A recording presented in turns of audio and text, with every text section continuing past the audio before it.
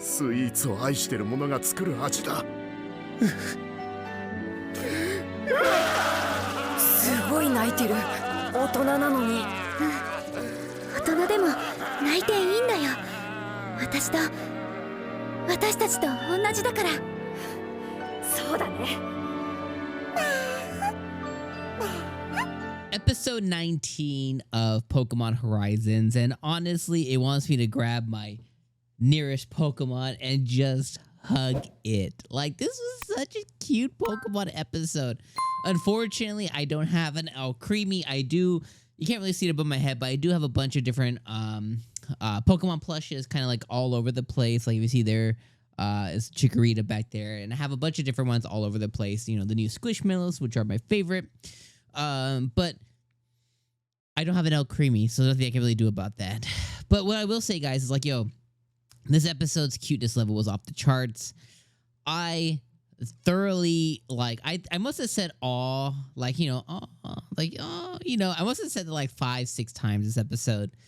This was just a feel-good episode. And I've talked about it for a few months now, but like ever since the inception of Pokemon Horizons, I've just been sad that we were stuck so, when I say we, I mean like, you know, the US, because of the really crappy industry behind the contracts for Pokemon and Netflix and all this other stuff. So they're stuck way behind on Journeys. I think Journeys just wrapped up, and I think we just got the first episode of Pokemon Horizons a week or two ago or something like that. So like, it sucks that this show is just so far back for all the kids not to be able to enjoy it, at least, you know, relatively close to the inception of the show. Because I think, like, if there's like a 2-week delay on the show, I don't think that's too bad, right? Like, maybe they do the normal anime thing to where, you know, it comes out today, gets subbed tomorrow, and then in like 2 weeks, the dub comes out. I think that's a pretty good middle ground for those who want to enjoy it subbed.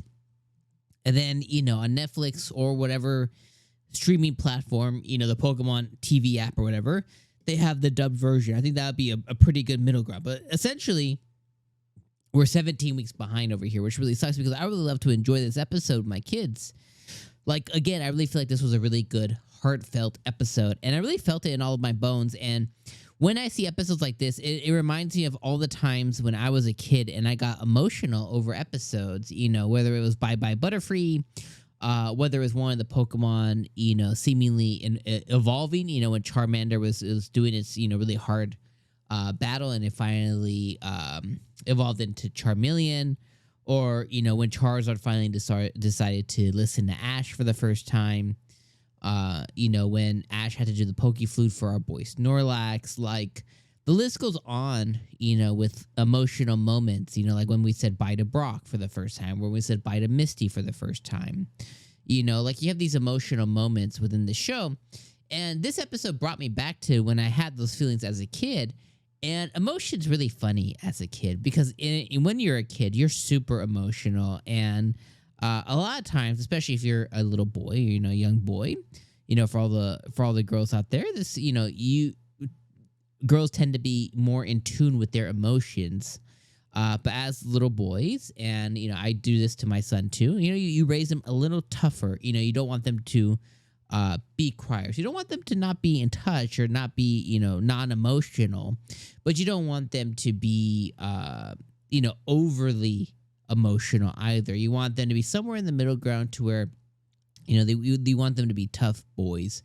The world's hard out there. It's just the way it is. So when you were a tough, you know, when you were a kid and everything, like, sometimes you would have like those little the moment, but you'd be trying to hold it back, you know? And this episode just kind of took me back to that with feel-goodness, right? Like, this is all about Murdoch and his past of him being a patissier, you know, basically being, you know, somebody who was a sweets maker, essentially, through his youth. And I love how he looks exactly the same today. But essentially, he had a falling out with a coworker because his milkery, or milcery, however you want to say it, evolved into a specific type of 𝐿𝐶𝐷𝐼 that leaned more towards the types of pastries that he was making at that time versus this Mitchell guy. And it broke up their friendship. And I love how they don't really cover any of this because it's a kid's show. But I like how like they were running a shop together, right? They were closing down the shop. And then all of a sudden, this Murdoch dude said, "You won't even like sweets. You're a blah, blah, blah." The other guy slapped the 𝐿𝐶𝐷𝐷𝐼. And then he just, he said, you're trash. And he just walked out and never looked back. It's like, yo, don't you got like, a mortgage out on that building? Don't you got rent payments out on that building? Don't you got customers, like a customer base? Like, yo, you're just gonna like walk out the door? Like, you guys have like this business venture together. You can walk out today, but it's not as simple as just walking out forever. Like, you can't just say, "I'm gonna go get coffee," milk and coffee. You can't just say, "I'm gonna go get milk and cigarettes," and then just not, be gone. You know what I mean? There's a lot to go with that, but it's a kid's show, so they don't really show any of that. But I really enjoyed that, and the other thing I enjoyed too is that for the first time this episode, I noticed that Murdoch has a effing fork and a knife on his head. Like, he's got that like faded up in his hair, and I was just like, I laughed a lot.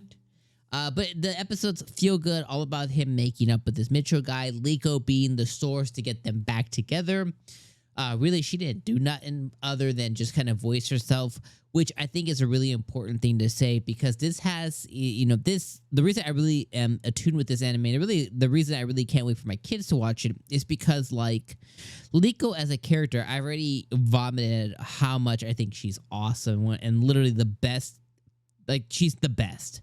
But if you notice with her, it's all of these acts that she does is all about coming out of her shell. She praised herself for, I said it. I said something, like she was thinking a lot of things all the time. But like it is for kids, it's hard to sometimes say it, right? It either doesn't come out right, doesn't come out at all, or maybe you mumbled and then you're asked like, "What did you say?" And then you take it back, right? But she confidently, she said it. She's like, "Let's battle. Let's go battle him. Let's do it." And then she kind of like pat herself on the back, like, "I said it, I did it." And it's just a cool little moment, if you don't catch it, it's there though. But she like hyped herself up. And then you have like this timid kid who's kind of coming out of her shell, right? And you have to really love that and admire that. And you can see those little things that the Pokemon company and everybody, like you can see the way that they sneak that stuff in there. And it really can resonate with somebody of like, I can find my voice too, especially when it comes to kids. So anyways, I know I was kind of offbeat with where I was going, but this episode was just awesome. And I really loved it. It's just a feel good episode, and it's a transitional episode too. It's just like a little filler episode, but it was a really feel good filler episode. And I really loved it quite a bit. So next episode, we get to see more of 𝐿𝐴, and we get to see, I think his name's Kabu, the fire gym leader. And I think that's all awesome. So anyways, let me know what you guys thought about this episode down in the comments below. Me and Snorlax are checking out. I'll see you in the next week's episode. Peace.